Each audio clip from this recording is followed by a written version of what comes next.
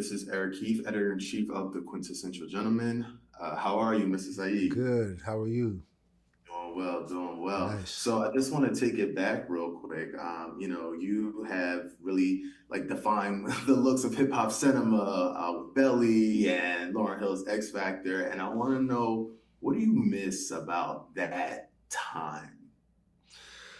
Oh, yeah, it was again, what I guess I miss in that it was about, with us, as I said, it's about we were trying to make the visual feel like the music, or the visual like tone and mood, like viscerally feel like how it sounds, or even just narratively, like in terms of like what we're going for in terms of the feeling of the scene itself, make the visual look like the feeling. Like, and obviously this is what we worked on in Belly.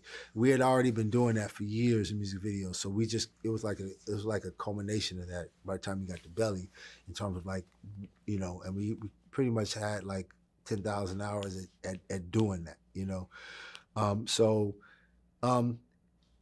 and we had both means, liberty, and license to do it. You know what I mean? So I guess that's what I miss, that we did it so often and so much, and with those people.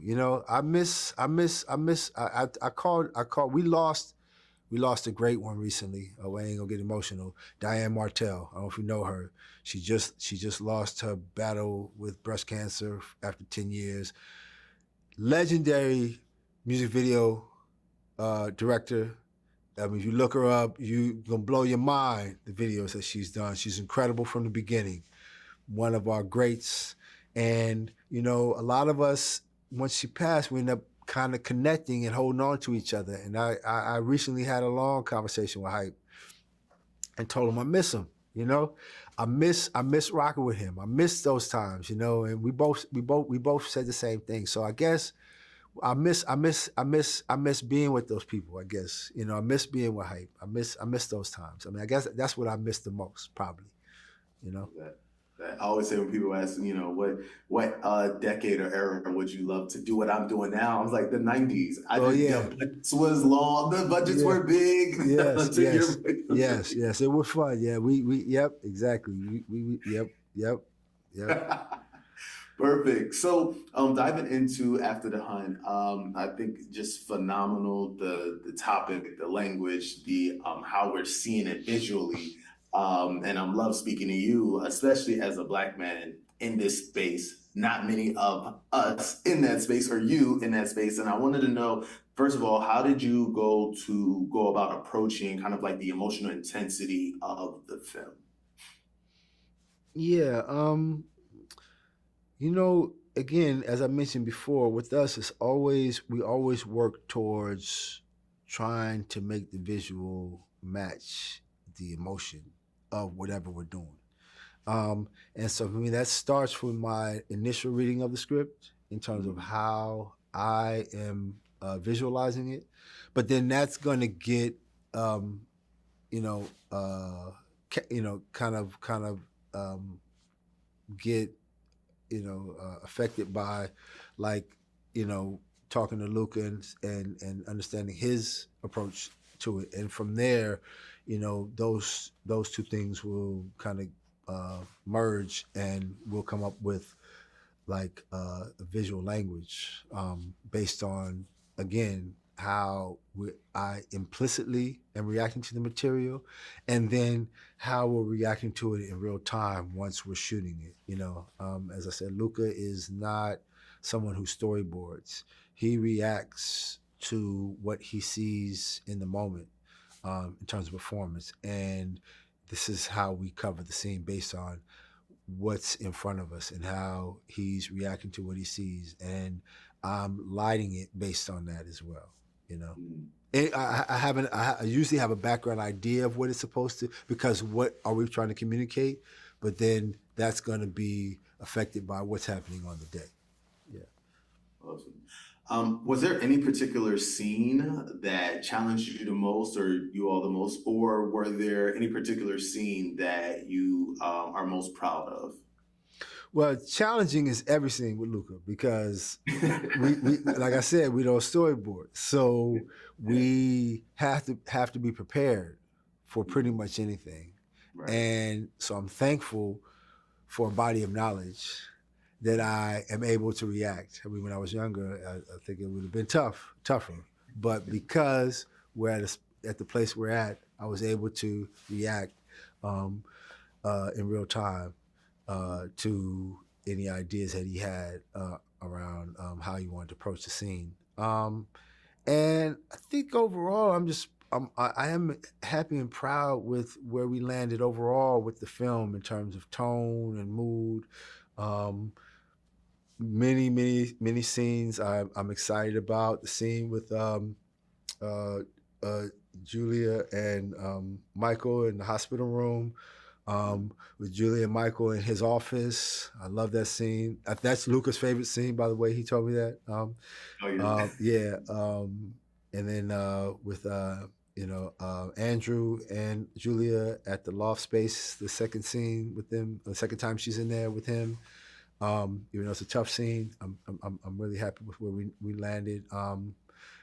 In the diner and the restaurant, I am. But when I finished, when we were doing the movie, the producers Jeb and Alan and from Imagine asked me would I do another film, and Scott from the studio would ask me would I do another film. I was like, oh, but I don't know. Let's see. We're still in the process to see how it goes. Yeah. So when we finished, I was happy with the shoot. I was like, okay, that was cool. But again, they asked me at the end of that. I said, well, let's see where we net out. We shot a lot of green screen. I wasn't sure how it was going to work out. Oh, So yeah, in terms photographically. So I was like, let's see where we land.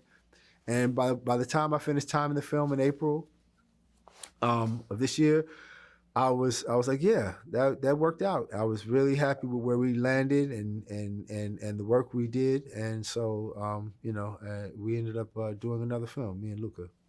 I Yeah. love that. Yeah, I think mine's were there's these moments and it kind of gave for each character at different times where it's like you're just looking at them. It's like when they're talking directly to you and it Oh just yeah. like changes. Like I'm like, oh yeah, we talking. Yeah. That's Luca. Luca, yeah, he like I said, he's a master of film grammar and he knows when to use certain techniques. Yeah, so like breaking the fourth wall, is inserts on hands and some of that we did in regular speed, some we did slow motion and just those little inserts and details and nuances. Yeah, he's a master of that, and he's an editor as well, so he knows how and when to do it and how to use it, and knows he's going to use it, and he's not just covering it. He's shooting specific to the moment, relative to a part of the dialogue, an emotion at the moment in the scene. So yeah. He's, and that's one of the reasons why I was excited to work with him because I recognize he's a master of these things. You know. Love that, love that. So you're returning to Howard University, your alma Yep. mater, to teach a master class. What Mm-hmm. does it mean to you to be able to like go back and have these type of conversations with up and coming and young people? Uh, you know, I just want to give them whatever I have to offer. I am thankful for anybody who was available and offered whatever they were able to offer to me as a young filmmaker, and I feel it's our duty to do that to those who are interested in learning and learning the craft. I love that the podcast with Gilly was called a $1 million worth of game. And I would hope to be able to give you that. You know what I mean? Like whatever I could give you that will help you grow in the best way possible. So Do you that's think my it intention. else? Go ahead. That's I'm it. sorry. That was it.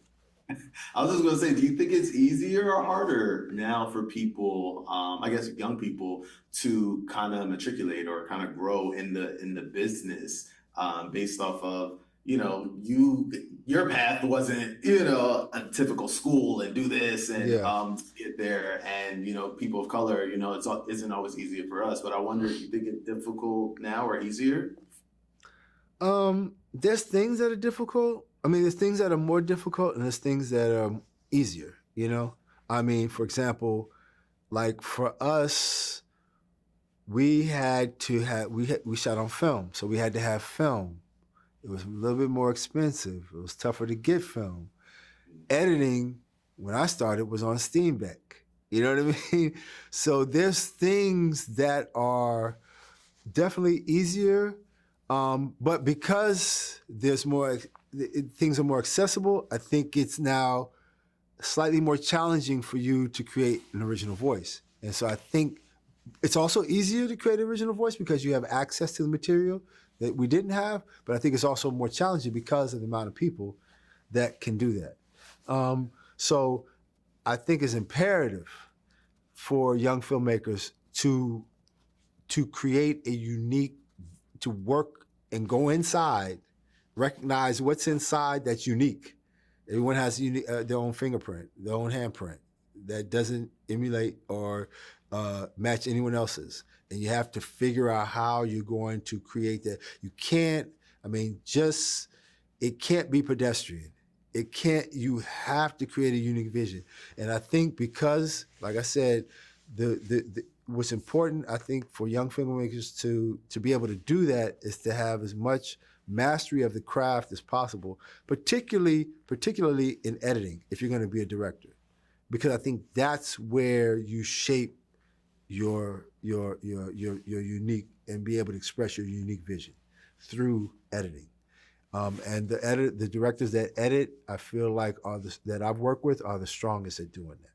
And Luca is one of those. And Khalil, who used to be my assistant, Khalil Joseph is another. And I know how hard and how much time he spent editing, and learning the craft, and I think that's where he was able to shine, So I think there's things that are definitely easier and also more difficult. Yeah. Understood. Well, thank you so much for taking the time to speak with me. I appreciate it. Absolutely.